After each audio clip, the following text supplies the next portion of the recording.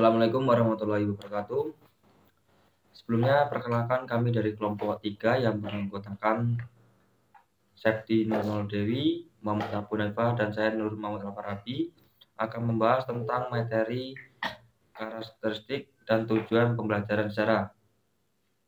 Materi pertama akan disampaikan saya sendiri, yaitu mengenai karakteristik pembelajaran sejarah. Seperti yang kita ketahui bahwasanya setiap ilmu itu pasti memiliki yang namanya disiplin ilmu. Dan disiplin ilmu itu sendiri itu pasti memiliki yang namanya karakteristiknya sendiri.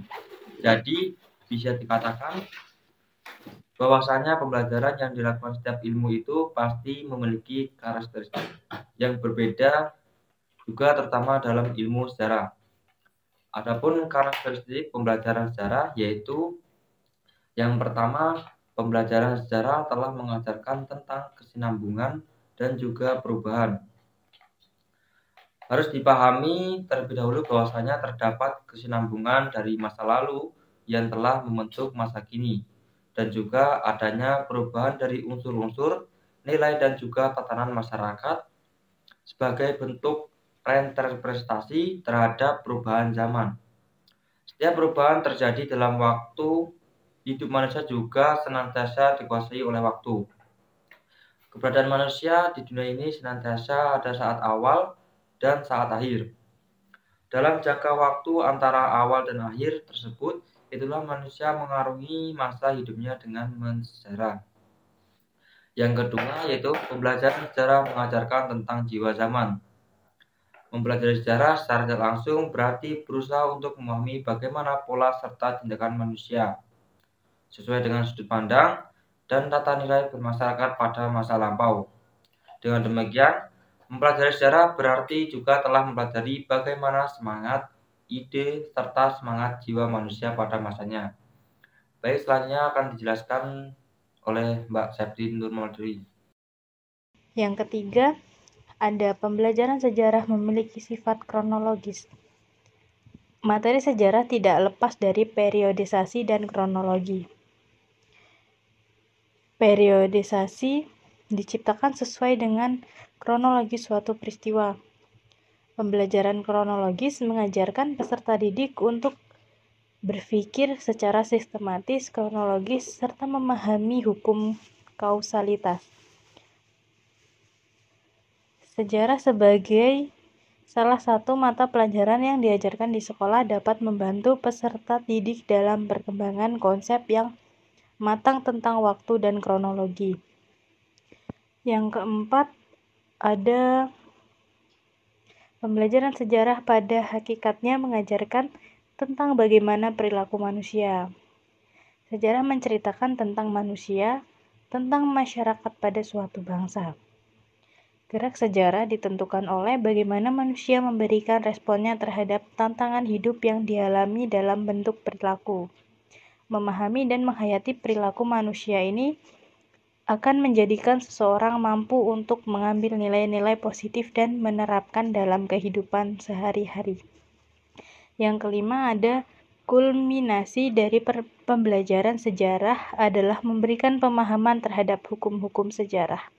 Menurut Renier 1997, hukum-hukum sejarah tersebut adalah yang pertama, hukum keadaan yang terulang, yang kedua, proses kehidupan merupakan suatu proses yang wajar bagaimanapun bentuknya, yang ketiga, hukum perubahan, yang keempat, ada waktu yang telah ditetapkan atau disebut juga sebagai takdir sejarah, yang kelima, ada kelompok atau kelas-kelas sosial dan juga revolusi, dan yang terakhir adanya manusia luar biasa dalam sejarah itu sendiri. Nah, untuk materi yang selanjutnya yaitu mengenai tujuan pembelajaran sejarah. Pembelajaran sejarah adalah bagian penting dalam pendidikan yang membantu siswa memahami perkembangan masa lalu manusia, masyarakat, dan juga peradaban. Tujuan pembelajaran sejarah ini sangatlah penting karena dapat membantu siswa maupun orang yang mempelajarinya itu dapat mengembangkan pemahaman yang mendalam tentang peristiwa sejarah yang telah terjadi. Nah, tujuan pembelajaran sejarah bisa dilihat di dalam PowerPoint di poin yang pertama yaitu siswa ini mampu memahami sejarah. di mana poin pertama ini mengandung arti bahwasannya siswa diharapkan memiliki pengetahuan dan pemahaman tentang peristiwa sejarah ini. Dan tidak hanya itu juga, pada poin pertama ini memiliki kemampuan berpikir secara kritis yang dapat digunakan untuk menguji dan memanfaatkan pengetahuan sejarah. Jadi diharapkan siswa ini dalam memahami sejarah ini, mereka itu tidak hanya sekedar memahami saja, tetapi mereka mampu berpikir secara kritis yang nantinya juga dapat digunakan untuk menguji dan memanfaatkan pengetahuan sejarah itu dalam kehidupan sehari-hari. Itu untuk arti dari poin yang pertama. Untuk poin yang kedua yaitu siswa memiliki kesadaran sejarah. Nah, untuk poin kedua ini mengandung arti memiliki kesadaran akan pentingnya dan berharganya waktu untuk dimanfaatkan sebaik-baiknya. Jadi diharapkan siswa di sini dengan mempelajari sejarah, siswa memiliki kesadaran sejarah yang mengandung arti ini yaitu itu tadi, memiliki kesadaran akan pentingnya dan berharganya waktu untuk dimanfaatkan dengan sebaik-baiknya. Jadi secara tidak langsung dengan adanya sejarah ini dapat menjadikan kehidupan kita sehari-harinya itu menjadikan waktu itu sebagai hal yang berharga gitu untuk dimanfaatkan dengan sebaik-baiknya. Dan tidak hanya itu juga, untuk poin kedua ini mengandung arti bahwasannya kesadaran akan terjadinya perubahan secara terus-menerus sepanjang kehidupan umat manusia serta lingkungannya. Jadi dalam kesadaran sejarah ya, mereka ini selalu melakukan perubahan secara terus-menerus sepanjang kehidupan umat manusia serta lingkungannya. Nah itu tadi.